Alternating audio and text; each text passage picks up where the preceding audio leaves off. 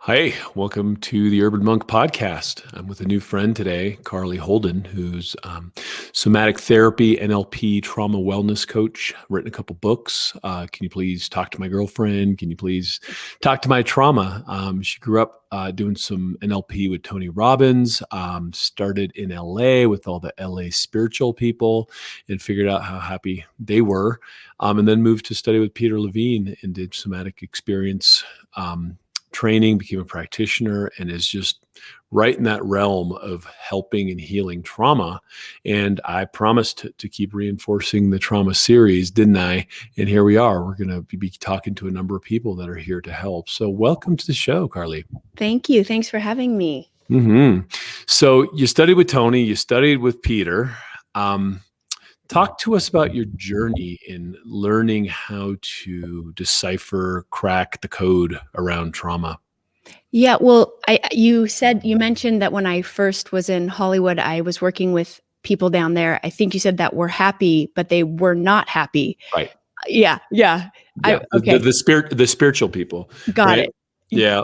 They're, I spent a lot of time looking at Santa Monica yogis pretending to be happy. And I realized that wasn't it. They're not, huh? Yeah. First I was around a lot of comedians, so it wasn't even the spiritual world. I was introduced to how famous comedians are always needing attention. I was so naive, and I graduated from Berkeley, moved to LA, and here are these guys that have all this money and attention, and they're not happy. So they were asking me, how come you're so happy and bubbly? And I'm thinking, gosh, I'm 22 with no money. You're multimillionaires. You're making movies. You're doing what you love. How are you not happy? Right. So all my spiritual roots that my parents gave my brothers and I were really put to the test. And it was a great life teaches you more than even books. Right. So can you please talk to my girlfriend is because everywhere I went in Hollywood, people think the book could be geared to women, but I actually have had a lot of men like it. It's because men would say to me, can you please talk to my girlfriend to develop because I was working on self-love and self-worth. After college, I was like, who am I? What do I want to do? So that's really how I started on that journey with the first book of what is self-love. I thought I had it because I had a great family and I had quite a few tests. One of my favorite topics lately is lessons learned, tests to be had. Because once you learn a lesson, then you get tested. Like, do you really know it? Do you really love yourself? And it's like, I thought I did. And that's what led me, to answer your question, to the trauma world. I got hit with some pretty hard tests, hit bottom, and realized I needed more than NLP and just spirituality and coaching. And that's when I found Peter Levine's work and wrote the Can You Please Talk to My Trauma book. So that journey is, hey, there's a lot of good spirituality out there, but when it comes to trauma, there's a whole new level of tools that are needed. Yeah. So I think a number of people listening are going to say, oh yeah, NLP, but let's break down neuro-linguistic programming. What is it? Where'd this thing come from? And then let's get into Peter's work. Because my study has been really looking at solutions, right? I mean, we did this whole series on trauma and it's just like, man, anything that can help, I'm into, right? So, let's start with NLP. I love that you're saying that. Well, not to be negative about NLP, but I'd like to be vulnerable and share something. So when I was a kid, my parents knew the founders of NLP. So Tony Robbins and my mom and dad were in the same boat studying these tools. At the height of my trauma, before I found Peter Levine, I had one of the founders work on me and it didn't help. I mean, I love it. It's great, but whatever works for people. And I'm not saying anything negative about NLP. I love it. I love Tony Robbins. However, I've seen with my clients and myself, when there's an overwhelming amount of trauma in the nervous system, there really needs to be a fight, flight, completion to get that adrenaline out. So there's different modalities, but I share the ones that I really wanted to see that would take away those symptoms. But to answer your question, what is NLP? Is that one of the things you want? Yeah, let's just for someone who's been curious. Yeah, it's basically how I understand it in simple terms. It's reprogramming your state, your beliefs, your body, your physiology. The tools are phenomenal. My family and I just did a Tony Robbins Unlimited Power seminar online and we loved it. It's a lot of rah. So you're moving your body different. You're saying different beliefs. You're getting rid of old ones. do you know that basic stuff? Is there anything you want to add about that? I mean, I think. Yeah, I mean, look, I've been around a lot of it. I think NLP, frankly, I've seen people more successful selling used cars than healing trauma with it. You know what I mean? Like it's been used by the salespeople, by the, kind of persuasion people and all that really well. I've never really seen the true healing of deep traumatic wounds with it, although the promise of it has always kind of been dangling out there. So I'm happy to hear you've had the same experience, because like I'm open to whatever, right? I just want to help people, and you put a lot of faith in these things, these kind of Hail Mary miracle things that people espouse. You send your patients, and the patient drops $5, $10, $15,000 with these people, and they're marginally better at best, and you're like, ugh. Right. And so, I've been very cautious about where I've sent my patients over the years for that reason. It's like, people talk a lot of smack. I'm really glad you said that, because I remember at the height of my trauma, I've never said this out loud. I would say, I would love to see if Tony Robbins can help heal my PTSD. I would say that over and over with tears in my eyes. Like, I would do anything. Now, this is before Peter Levine. And again, this is not, I love Tony Robbins and NLP. We're not taking away from it. However, with these trauma symptoms you and I are talking about in a certain audience, I get into that in my book, because I grew up with so many good tools and nothing was helping me. I felt like I was losing my mind. And I feel that's why I'm so, right? The universe, God, whatever you want to call it, gives you every time I hear someone say I've helped them, then it makes my symptoms worth it. Yeah. And the other thing I want to add is, and I get into this too in my book, is I didn't want to do medication. I didn't want to stuff it down. A lot of people come to me on medication and I help them wean off, because there is a healing that needs to happen. There's a unwinding, and medication can stuff it and keep it locked in the body and numb it. And then it can come out stronger later, and it's very scary. So I don't want to get too much into the medication world. I just wanted to share I did it without it, because medication scared me. And I really knew that something needed to be addressed. That's when I started to find Peter Levine. So that brings up a topic of awareness. Ask and it is given. I mean, I was asking for years. So if you said, Karlee, what is one of your main missions? It's to shorten people's suffering. It took me a long time to heal and get there. And I work really fast with patients, because I don't want them to suffer more than a day if they don't have to. It is awful, these sensations. Well, and people will, if you look at like classic Freudian stuff, I mean, people will spend 5 years just kind of talking about it and getting marginal improvement at best in traditional psychoanalysis and therapies. And it's just like, yo, those were, the five of those years were in your 30s, and, you're supposed to enjoy your life in your 30s, and they're gone. Right. And so, life's too short to delay. Now, that said, I'm very careful not to espouse some of these Hail Mary miracle things that people talk about that don't work, right? Like there's a lot of stuff it down that happens. So let's talk about somatic experience. Let's talk about what that is and how that was useful to you, at least as the end of one person here, right? And then how that's working with your patients. Yeah. And it just, the first thing is just like you showed on your whole TV series, which I loved. It was amazing. It's normalizing it. It's talking about it. Somebody to, at least when I started reading Peter Levine's first book, Waking the Tiger, the way he said trauma is hell on earth, but healing it is a gift from the gods, I just started weeping. Somebody finally understood me. I finally was able to share my darkest moments and start to call therapists and say, I'm ready to dig into this. So the first thing is just normalizing it, which I feel you did a great job with your work. The series? Thank you. Yeah. Thank you. Showing people that, hey, people go through this. This is normal. We're not alone. We can talk about it. A lot of bad things happen to a lot of people, but it's what we do now from here.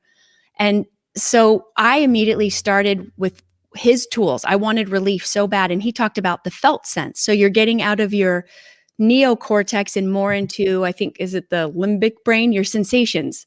So instead of a feeling like anxiety or sad or scared, it's a sensation and where in the body. So let's say you're feeling, I'm terrified. Okay, what's a sensation? Oh, it's fast in my heart and solar plexus and tight. The second he says to start to do that, the energy in the nervous system starts to move, which is what you want. I'm looking for some relief. So the first moment I did that, before I even had any therapy, it got me out of my overthinking, panicking brain, which is where we go and it can make it worse.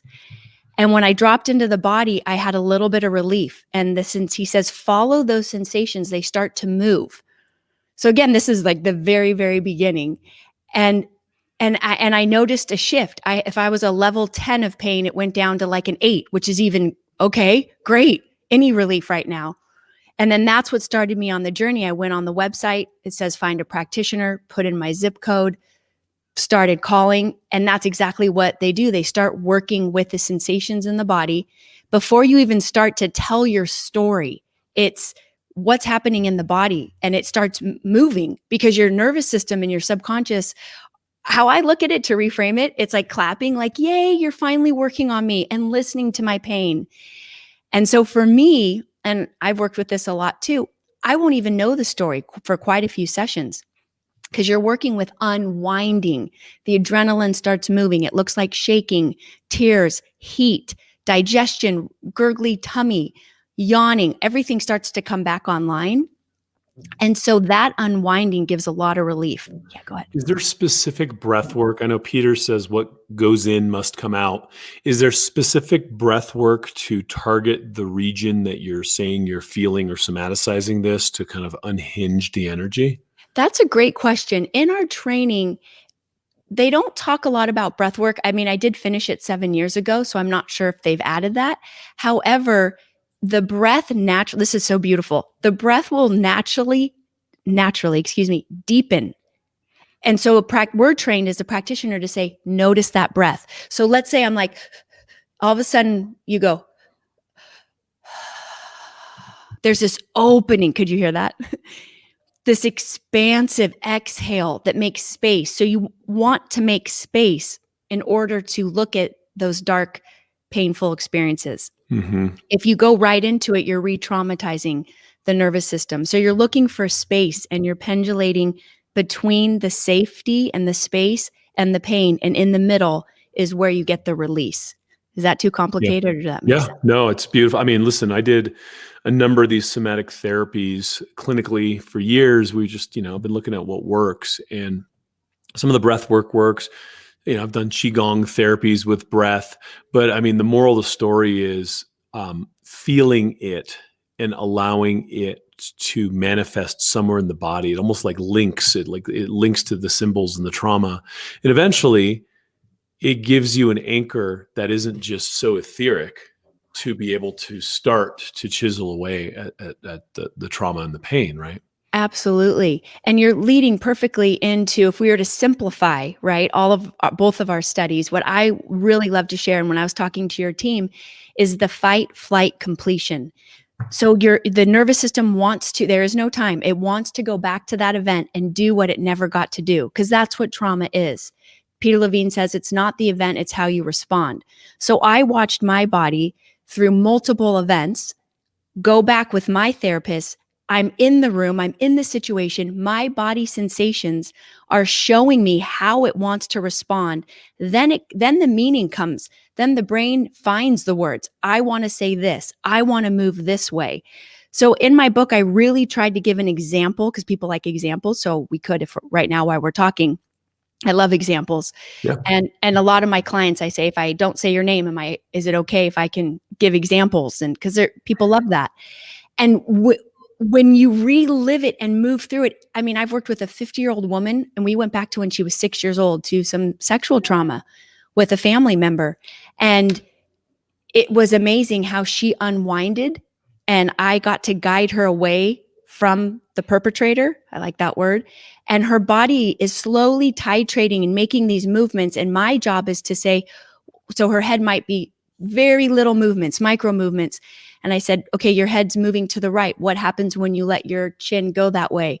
And if it's the wrong way, they'll say, oh, I'm tighter. No, that doesn't feel good. Okay, go the other way. Very subtle. It's not like you're going back in the boxing ring and boom, boom, boom. It's more subtle and gentle. So her head would start to move the way she wanted to. And I say, how does that feel? Oh, I can breathe better. I feel better. Okay, keep going. Her body wanted to sit up because she was laying on it. You can be laying down, sitting up. And she's 6 years old. And I said, okay, it looks like you want to sit up. Can I help you? Now, a lot of people, their eyes are closed. They're back in it. 6 years old, did you say? Yeah. So a 50-year-old woman was. So she's regressed into her 6-year-old self. Got it. She was back at the trauma. The person was next to her with some sexual trauma. Again, I don't need details. I just know she wants to get away, and that's my job. Mm-hmm. So I put my arm out because she's young, and I said, would you like some help standing up? Yes. She grabs my arm. I slowly help her up. What do you want to do now? Because you're trying to empower the nervous system. It looks like you're trying to take a step forward. She says, yes. So we do this for about a half an hour. I get her out of my office onto the street, to the sidewalk. She is weeping tears of joy because she got away. And then she looks at me and comes back and hugs me and is crying and is like, I can see the sun. I can see the sky. Now she's 50 and in the moment.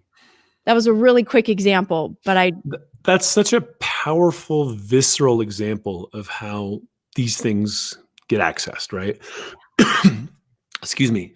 Where does the cognition come in? Like, does this individual at that moment say, holy crap, I was my 6-year-old self and I got away from the guy? Or is that something that has to kind of trickle down into the psyche over the ensuing weeks? It's the latter, what you said. I've never had a client do what you said. It's so gentle, and it's so, I guess, like painting from one color to the next. It's weeks later. In Somatic Experience, they call it the SIBAM, since, SIBAM, sensation, images, behavior.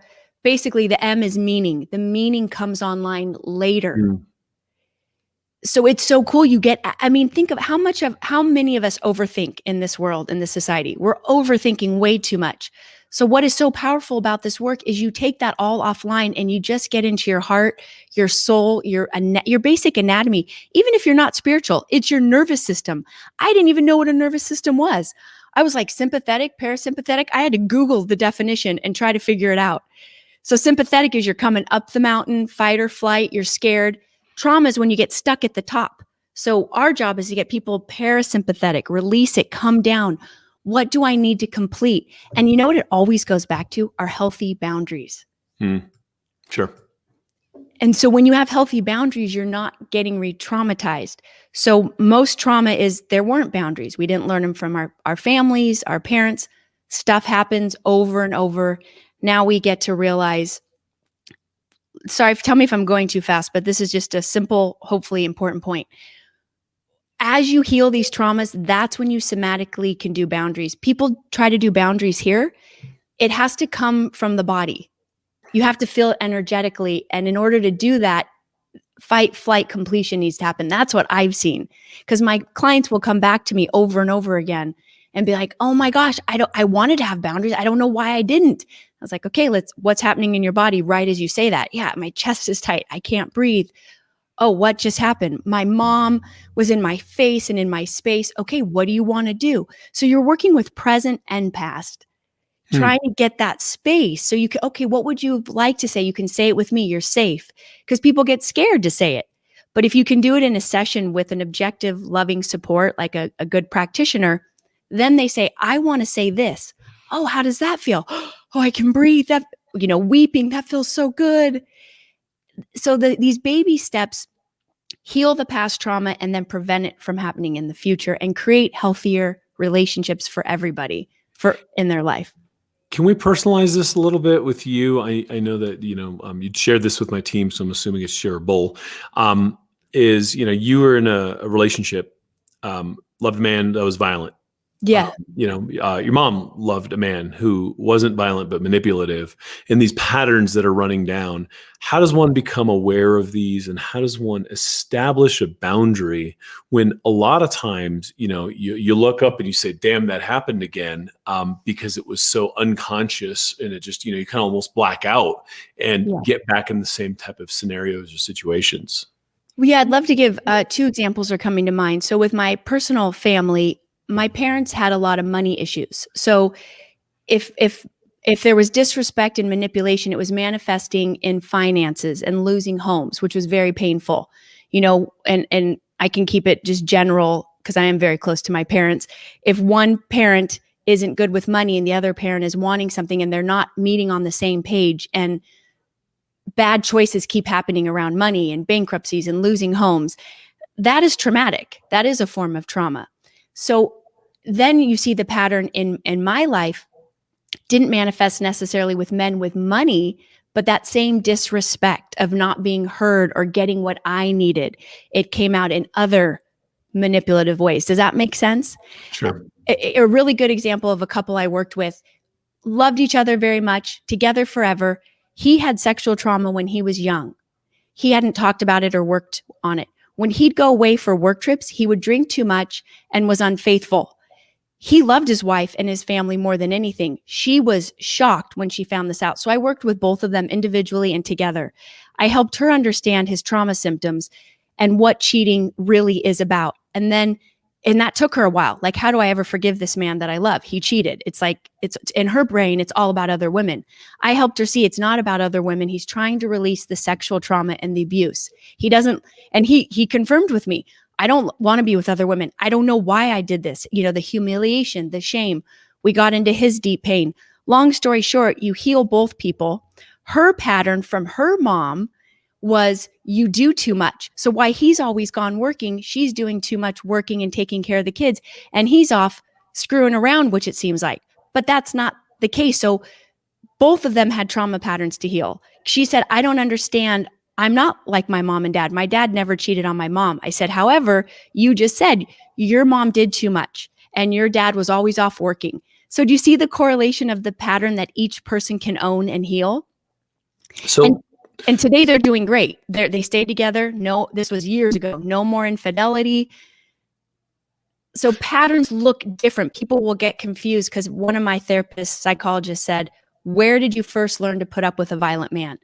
No one would ever be like, oh, you learned that from your family. Yeah, I did, actually. I learned that you love people that hurt you. And it's not a judgment of my family or my grandparents. It's just life, right? People hurt each other. And yeah, here we are. And here we are. Yeah. Did that make sense? Yeah. I mean, look, rewriting the story psychologically and like knowing I should behave this way and kind of doing the cognitive behavioral thing, it's a long road. It's, works, but it's a long road. When we talk about rewriting the nervous system and kind of shaking out these traumas and going back to, say, the original event or when it was and the 6-year-old little girl and really kind of capturing the energy of the traumatic moment and the trapped nervous system in that moment. When we rewrite that, what are we seeing? How does that ripple downstream into then cognitively being like, oh, my mom did this because she put up with it. Like, there's a lot of steps in between here that all forms of therapy are trying to get at. What makes this somatic stuff so special? Because I think it goes back to the point I said earlier, it gets into the body. So cognitively, we can know something, but then have trouble acting on it. We can know, hey, I want to be with a healthy partner and I deserve to be respected and treated well. But when you connect the mind to the body, that's when I've seen people really can take action and say, I said no, I walked away. It's really hard for people with trauma to break that pattern if they're just doing it through the psyche. It's like I felt like I knew a lot. I feel like I'm a perfect example. I studied a lot. I knew a lot. I'm not saying I was so smart. I just was heady. I was a lot in my head. That didn't help me. I needed to get in my heart and into my nervous system and feel it and feel what it would feel like to say no and to walk away and not put up with crap. And I got to learn that. I attracted quite a few men that kept showing up. And that's when I was like, I'm done. I'm going to be single for the rest of my life because I'm learning to love myself. I would rather be with someone finally that makes me better, because I was good at making people better. But what I really needed to do was make me better. So when we have trauma, we try to heal other people, and really we need to heal ourselves. Yeah. How long did it take between that decision and the resolution, because you stopped, right? You're like, that's it. I'm not dating any more of these dudes because it's not them, it's me. I mean, it's obviously them too, but like I'm attracting this. So how do I fix it? That is a great question. I love your questions. I feel like it was, I guess, a decade. Patterns can take a while. I don't even feel bad. For a while, I was like, oh my gosh, that is so long. I realize it's not. The more I work with people from all over the world, different ages, no, we incarnated to heal these patterns. It isn't overnight. My job, of course, is I like to make it as quickly for people as possible, but I think everybody's on their own timeline. But that is a great question. I feel like I really started to wake up in my early 30s. Then I did my somatic experiencing work and had a baby at 35. So by my late 30s, I was really practicing this. And I was attracting better and better friends, men, all relationships. It's not just intimacy, anything. I mean, I'm family, friends, any person. And then that's when I made the declaration, like, you know what? I'm so learning to like myself that how about I just take that next step, like an AA, no more alcohol.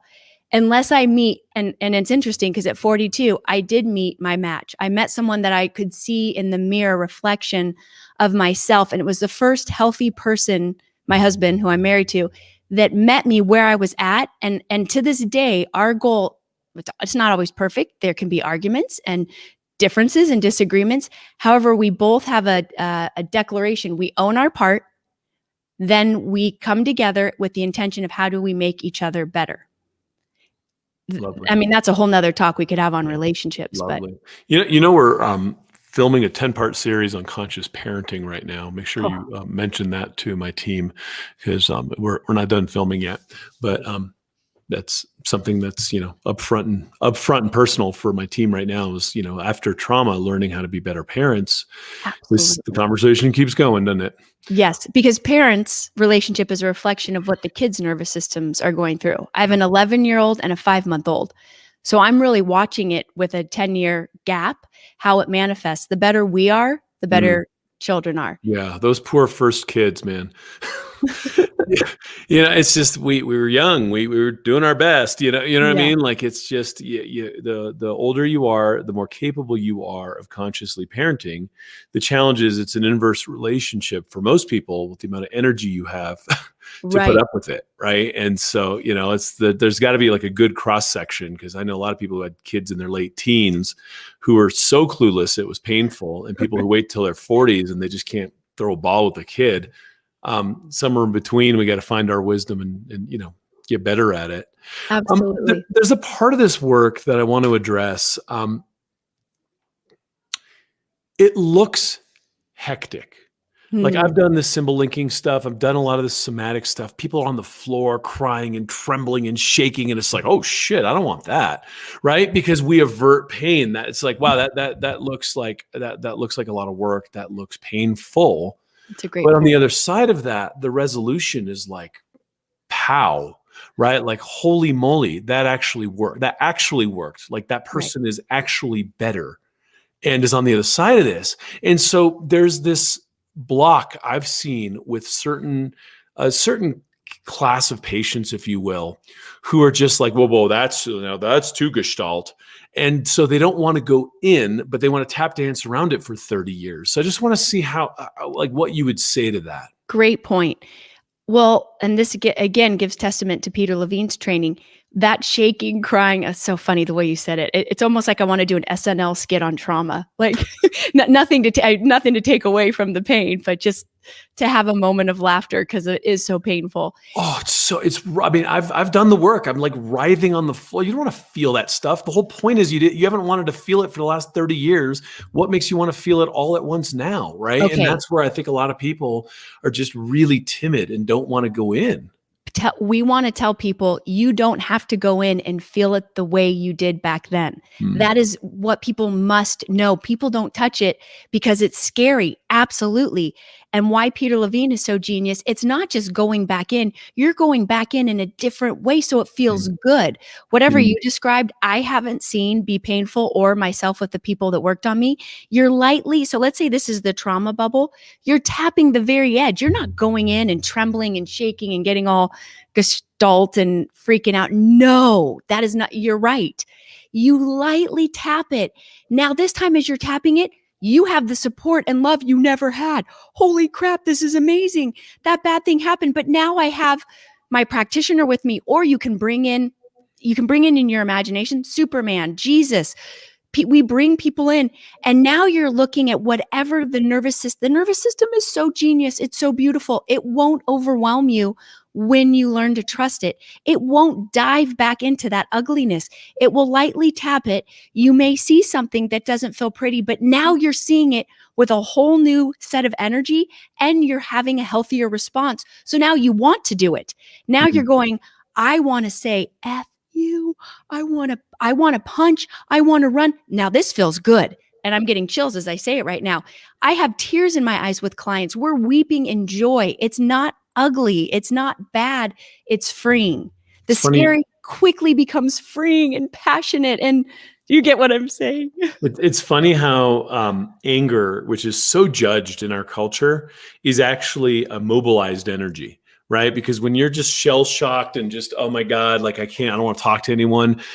You don't have the agency to move it. Right. But anger to me is like a telltale sign that there's an internal kind of sprouting and a desire for this to kind of clear. And the anger feels yucky because A, we're not allowed to be angry in our culture. And B, it's just so hot. And because we don't give it a channel, we don't give it an expression. We don't know what to do with it. It's too bottled up. All anger is to me is lack of boundaries. It's that energy has pushed you, hit you, hurt you. Anger, you're absolutely right. Anger is not bad. It's bad if you stay in it. But what anger really is, it's hard to define it. We need to almost change the word. It's what you said. It's bottled up energy that needs to be expelled. And then they'll say underneath anger is sadness and hurt, and all that's great. But no, let's move the energy out. You're angry because you got pushed. Now, if you learn to push back in a healthy way, it's not scary. It feels good. Now your anger is transformed into healthy boundaries. And then that heals the sadness and the grief. And another topic we can get into another time to say, well, why does this happen so much? It's the unhealthy love attachment. We're afraid we're threatening the love because it usually starts from a mom or a dad. So we don't want to lose that love. So I'll spend time working with people reframing what love really is. Is that love? No. So then we have to reframe, does love really come from blood? Not necessarily. We can get love. We're all brothers and sisters. Like, we got to go deep with this, because if everyone in your family is dysfunctional and abusive and not loving, where do we go to find love so we can have healthy boundaries with family members? And most of my clients, if you were to ask, they have had such either big boundaries with family members, either they don't, because their trauma is big, they don't talk to them, or they have clear boundaries. Now they're attracting beautiful love from other souls. And that's really powerful. Like I said, that could be a different topic, but fun to watch.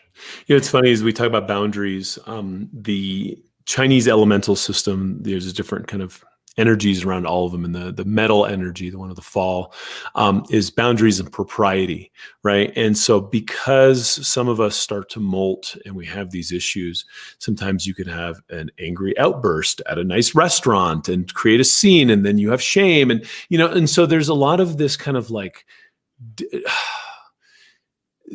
people who don't have good boundaries don't know how and when to heal and how to molt. And so even when it comes out and it's the right expression, it's the wrong time. And it's not in a safe container. And I've seen that so many times too, where it's just like, yes, but not here, right? Like, come on, we're going for a walk. Like, that's not happening at the restaurant right now. You're talking about a trigger. Oh, but the trigger just overwhelmed, like blitzkriegs over propriety and appropriate boundaries in time and space. And those people, it's just like, whoa, that guy just melted down. And it's like, you know what? That was a really good therapeutic thing that was happening at the wrong time and place. So let's walk them over here and keep going. And that's what you want to do. And that also shows people like you or whoever's listening to this education that person has deeper rooted trauma that needs to be looked at. And if more people understood that, we wouldn't react to those moments. Like if I was in the restaurant and I saw that, I'd be like, it wouldn't feel good, but I wouldn't react with my own anger and trauma. I would be like, oh my gosh, that poor guy. Yeah, that didn't feel good. That hurt. And that's how I do handle life. Right. But like, think about everyone else in that restaurant, right? Because they look at that person and they see terror in their own eyes because they're like, oh man, that guy just let go. And if I let go, I'm going to be judged like everyone else over here. And it's going to be a mess. It's like stiff upper lip. What's wrong with you? How dare you show that you have trauma? We hide this, right? And it becomes like this cultural judgment thing that becomes very, very difficult for people to want to heal because it reinforces to them that they got to hide this shit and be ashamed of the fact that they're human and they have trauma. And that I think is something also why, we're doing what we're doing here is to really bring out the core message that the whole society needs to be more trauma informed. Like, we've all got stuff. Beautiful. So what you're trying to say is if that event happens, if we all had more wisdom and awareness, we could stay more compassionate and calm and loving. Beautiful. Absolutely. Yeah. And some people like Jay's saying here, I have good boundaries, too good, so I don't show emotions. Right. And that's what happens very much so is some people just lock down. Like I have family in Switzerland. Those guys, like, the only time you get them to emote is you put too much alcohol in them. Right. And they're just so stiff and like they've got really, really rigid boundaries because God forbid you show your cards, right? God forbid, the tell. And so, I'm a very big fan of a therapeutic environment where people can do that and feel good about doing it. Right. And how important is it? It's the most important thing you could do. You get your life back. You're talking about to have boundaries? Well, have the boundaries that are there, but then have the outlets with someone like, say, yourself, who will sit with them and go through it and work the magic of unraveling this. Right. Like not be afraid to show your emotions as at the same time, like the comment that just came up, he was saying he has boundaries, but doesn't know how to show his emotions. Right. So then we're getting into a little bit of a different topic of still, it might redefine the boundaries in the sense of what do I still need to feel? Yeah. Yeah. And like, the next question Lisa is asking, how do you create boundaries and retain your friends? Oh, boy, they change. When you change, it's that whole law of attraction. When you change, your relationships change, or you just communicate to your friends. That's what I tried to do. And the friends that supported my healthy new state stayed, and the ones that didn't went, and the majority went. Actually, I think almost all of them, if that makes people feel better, because I'm showing up different. Yeah. Well, and the web of entangled codependencies that brought you up with the people that you consider your friends and you have all this kind of love bondage with, it's exhausting. Right? It's exhausting. And sometimes you got to cut the cord. I still have a number of very good friends from, my childhood, but it's maybe 5% of all the people that we hung out with, like this big group of folks. I mean, a lot of them were just abusive and not cool with each other. Right. Who wants to hang out with that? Exactly. It's okay. Yeah. It's okay if your friends change, and because nothing is worth feeling like crap over. That's what I would say to myself. Yeah. If I had certain old friends that I wanted to keep in my life, but I was getting anxiety. Anxiety's I'm actually about ready to do a topic on anxiety for my YouTube channel because it's so common. Anxiety doesn't have to be painful. It's a signal to protect you, to be safe. So it's like I ask myself, wait, do I want to keep this person in my life and have anxiety, or I want to be free of anxiety? I'll do whatever it takes. Because if you don't have your health, you don't have anything. And all of it is scary and hard, but it's also, when you do the work, it's so freeing. So scary and hard gets transformed to freeing, lighter, happier. I just, I don't want people to feel like crap. That's it. Well, what's worse though is feeling like crap seems like it just seems like it's too heavy to go after because you don't want to feel like crap, but you're willing to feel crap for the next 50 years of your life by holding it in. It just doesn't pencil, right? Like you got to heal it because you're carrying it around in the backpack and it's heavy. And, I think if there's anything we've done in that trauma series in particular is try to make people more informed of that and, show that there's ways out, right? And every way out I've ever seen is in, right? You got to go in, you got to get in to get out. And you know, a great question, before I ever work with somebody, I always ask, just tell me what you want. And so for people even watching this, if you just think about what it is you want. So for me, and maybe you too, Pedram, we wanted to feel lighter. I didn't want these symptoms. I didn't want anxiety. What was it? Why? I wanted to feel better. I wanted to feel lighter. I wanted to be a better parent, a better person. I wanted to learn and grow. And when I started there, then things unravel. And it is definitely a journey. But if you keep the goal of what do I want? So my clients will tell me, I want to be healthier. I want to feel better. I want better relationships. Then you have a direction, and that really helps. And to know, hopefully we covered this today, it doesn't have to be scary and hard and painful. It can be gentle. And if people are working with someone or they're alone and it gets too overwhelming and ugly, just to know from what you're sharing and I'm sharing, it doesn't have to be. It can be gentle and supportive. And I love what you're doing, sharing all this. Oh my gosh. Thank you. Thank you. Yeah, I'm really happy you brought up the NLP thing too, Look, I mean, I just want things that work for people who are suffering. And, there's a lot of promise. There's a lot of raw out there.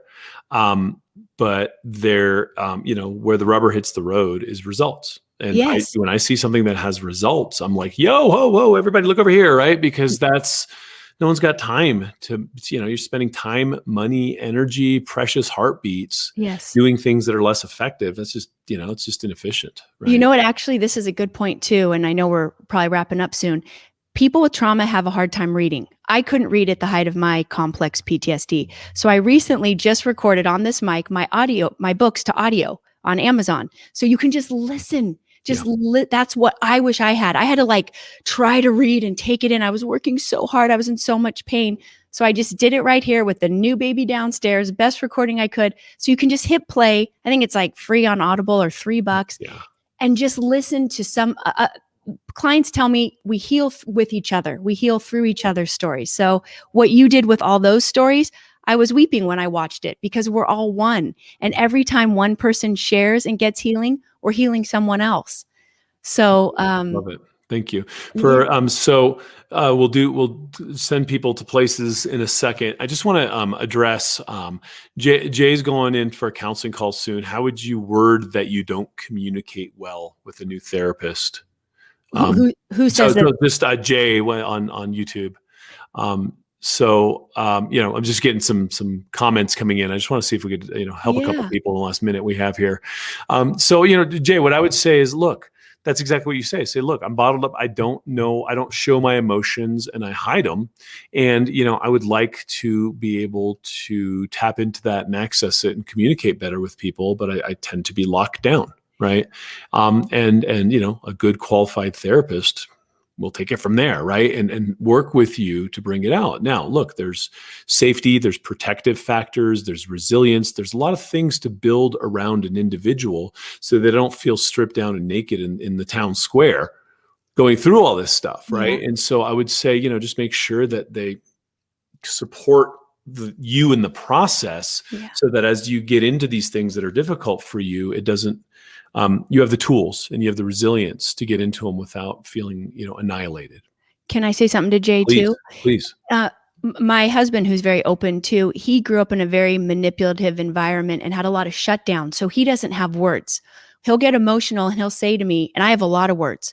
I don't have words right now. So I have to learn to talk less, give him space, and be supportive. So one thing is, 2 points. If you're working with someone, I've worked with therapists that haven't helped me.